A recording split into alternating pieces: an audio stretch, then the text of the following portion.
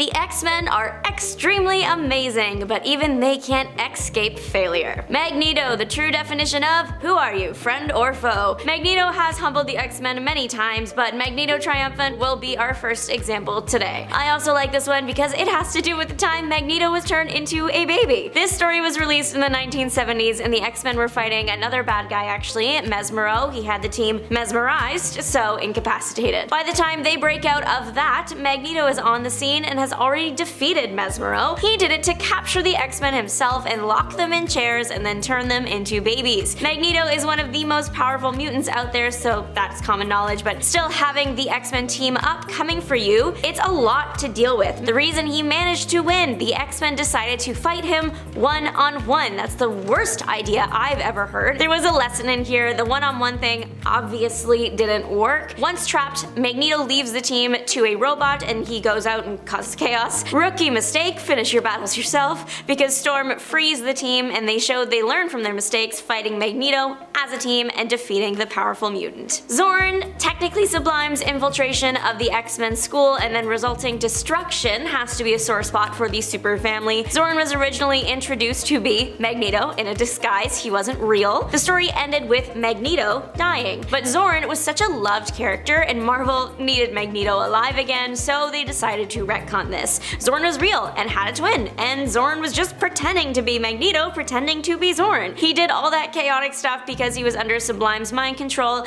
The intention was to make mutants appear dangerous and unstable, so when it came time to convince humans to side against mutants, it would just be easier. Xorn was a trusted friend to the X-Men. He was a teacher at the school and worked very closely with young, traumatized teens. That's not a position you give to just anyone. In all fairness, when Xorn started teaching, he was Xorn. He was possessed while at the school. Still, it must have been a little paper cut sting when the X-Men found out their school was infiltrated. Throwing a bucket of lemon juice on that paper cut, Xornito went wild, destroying the city and ending Jean Grey. Wolverine took care of him, but the damage was already done. Mojo once roasted Wolverine in front of trillions. X-Men the animated series is the gift that keeps on giving. In episode 11 of season 2, the X-Men are up against Mojo. Mojo is from a world addicted to TV. Whoever creates the most interesting TV rules the world. Who would be better for a reality show than the X-Men? They even have a dramatic love triangle, and Wolverine, Cyclops, and Jean are exactly what led to this humbling. The X-Men are placed in parodies of popular TV shows like Miami Vice and Star Trek, becoming Miami Mutants and Rogue Star. The third show is a parody of the 60s sitcom I Dream of Jeannie. This one has changed to I Dream of Jean, poking fun at the famous love triangle. Fans recall this episode as being fun and over the top. The title card for the fake series looks scandalous, but Jean is wearing a peach-colored suit, so it looks bad, but it isn't. As for someone that was actually roasted for not wearing many clothes, Horticulture beat up the X-Men with their wit and their fists. Horticulture is a group of women that believe the Earth was at its purest when it wasn't so populated. Their goal then is to depopulate the Earth. They use their biology and other scientific skills to modify anything botanical. The old women go to Krakoa because of its exotic plant life. In their words, they love the S word out of flowers. Horticulture starts spraying mutants with this green stuff that just stops movement. Cyclops, Emma Frost, and Sebastian Shaw, they find them to take care of business, only they get way more than they bargained for. The old women came to play and they came to slay. Before a punch is even thrown, they roast Frost's clothing, or lack thereof, establish they have taken care of their cheating husbands, and just generally prove they are going to be harder to take down than anticipated. One of the old ladies gets thrown to the ground and Cyclops is very concerned for her well-being, only she faked hurting her hip. It was a lie, and she gets Cyclops with the green stuff, screaming, "Stupid boy, we do water aerobics and yoga 4 days a week at the YMCA." The X-Men got the equivalent of getting beat up with a handbag. Grotesque literally took out one of the most important figures to the X-Men, Professor X. If that doesn't count as humbling, I don't know what does. So Grotesque basically lives kind of like under the surface world, and his world was totally destroyed. He guessed that the cause came from up here, and he guessed correctly. It was a machine that caused it here on the surface world, and it affected the underworld. He came to the surface to avenge his people. During the final big battle between between Grotesque and the X-Men, the machine, it blows up and it happens to take out Professor X, but psych, it turns out that was never Professor X. For the past little while, Professor X was actually Changeling. The real professor was off preparing for a battle he didn't want the X-Men to know about yet. Changeling was a shapeshifter that was going to pass soon and wanted to end his life on a good guy note. Still, the X-Men didn't know all of that at the time. Even if some of them did, they still had to watch the physical body of the professor roll over. Grotesque went on to cause a variety of problems throughout his life. He is a hard villain to get rid of. Magneto again, this time for ripping the adamantium off Wolverine's skeleton, because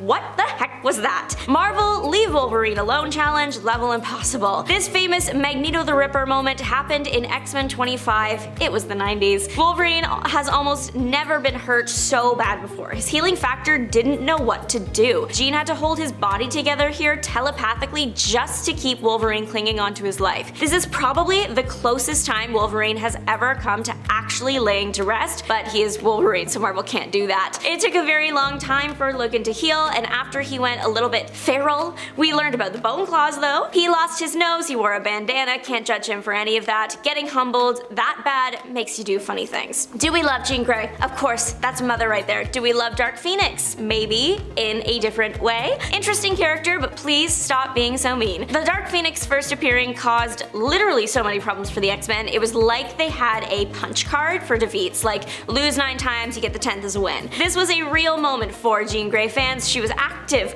at this time. She was devouring stars and destroying entire civilizations and taking the X-Men out of course. Now the thing is, was it Grey doing all these horrible things? Not really. The Dark Phoenix is its own thing. Grey is just one of the only people that can act as an appropriate host for it. So the Dark Phoenix is the one responsible for all the bad things that have happened, but wore Jean like a cover, roping her into all this damage even though she didn't want to do it. Jean Grey further proves she didn't want to do it when she sacrifices herself to save the day. Scarlet Witch is not always a villain, but she has done some truly evil things to make her a slightly gray area. Scarlet Witch destroyed the X-Men when she caused M-Day. She didn't just humble the team, she all but eliminated the entire gene pool. Her famous line, "No more mutants," caused one of the most devastating losses the mutant community has ever seen. They not only lost the fight, they also lost their powers, and many mutants lost their lives. There were only a few survivors from M-Day. It took a long time to figure out how to regain lives and powers. Even when they figured it all out, the solution wasn't perfect and many mutants did not return. If it makes you feel any better, there were repercussions for Wanda. She lost almost everyone's trust and is now mildly feared, only mildly because she did help bring everybody back that she could, which was the least she could do in my opinion.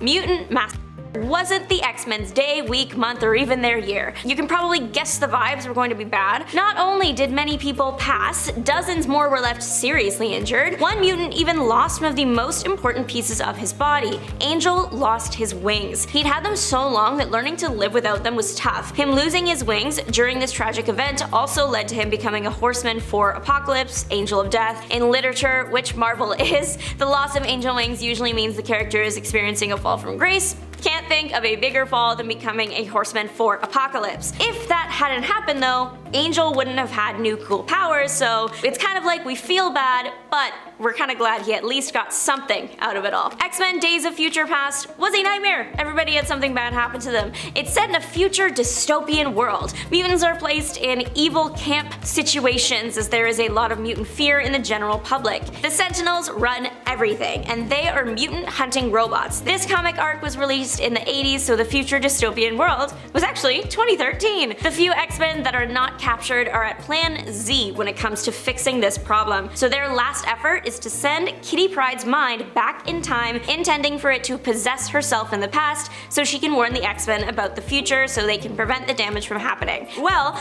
the reason things took a turn for the worst for the X-Men was an important politician getting taken out by the Brotherhood of Evil Mutants, so they have to stop that. They also have to prevent the deaths of Professor X and Moira McTaggart. They do of course, but even though they win, it's not actually clear if the future from 2013 was totally stopped or just delayed. It's almost a decade after it was supposed to happen, so hopefully they're good. Thanks so much for watching. Don't forget to like, subscribe, and make your mark on the comment section down below. I'd love to hear your thoughts. This is Juliana signing off. Bye!